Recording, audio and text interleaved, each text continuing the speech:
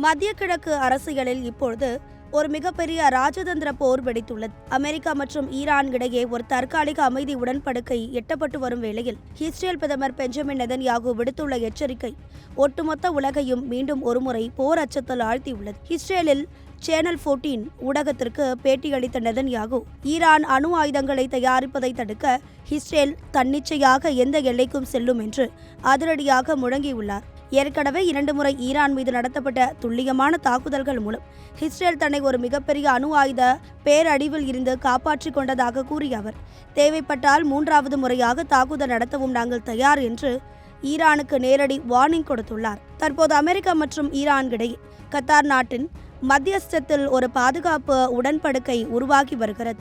Hormuz ஜலசந்தியை திறந்து விடுவது மற்றும் பொருளாதார தடைகளை தளர்த்துவது குறித்து பேச்சுவார்த்தைகள் நடத்தி வரும் நிலையில் இந்த ஒப்பந்தங்களுக்கு இஸ்ரேல் கட்டுப்படாது என்று நெதன்யாகு திட்டவட்டமாக அறிவித்துள்ளார்.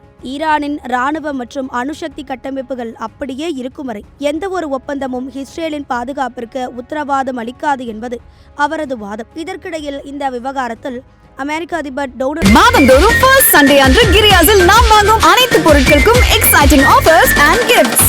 ட்ரம்ப் மிக கடுமையான ஒரு நிலைப்பாட்டை எடுத்துள்ளார். அமைதி பேச்சுவார்த்தைகள் நடந்து வரும் இந்த சூழலில் இஸ்ரேல் தன்னிச்சையாக தாக்குதல் நடத்துவதை அமெரிக்கா விரும்பவில்லை. இது தொடர்பாக ட்ரம்ப் நெதன்யாகுவிடம் நேரடியாக பேசியதாக தகவல்கள் வெளியாகி உள்ளன.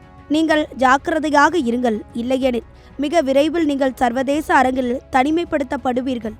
அமெரிக்காவின் இராணுவ உதவியின்றி நீங்கள் தனியாக போராட வேண்டிய சூழல் உருவாகும் என்று ட்ரம்ப் எச்சரித்ததாக கூறப்படுகிறது. அமெரிக்காவின் இத்தகைய அழுத்தம் நெதன்யாகுவின் இராணுவ வியூகங்களுக்கு ஒரு முட்டுக்கட்டையாக மாறியுள்ளது. இருப்பினும் எதற்கும் அஞ்சாத நெதன்யாகு நேற்று தெற்கு லெபனானில் இஸ்ரேல் கைப்பற்றிய பகுதிகளுக்கு நேரில் சென்று ஆய்வு நடத்தினார்.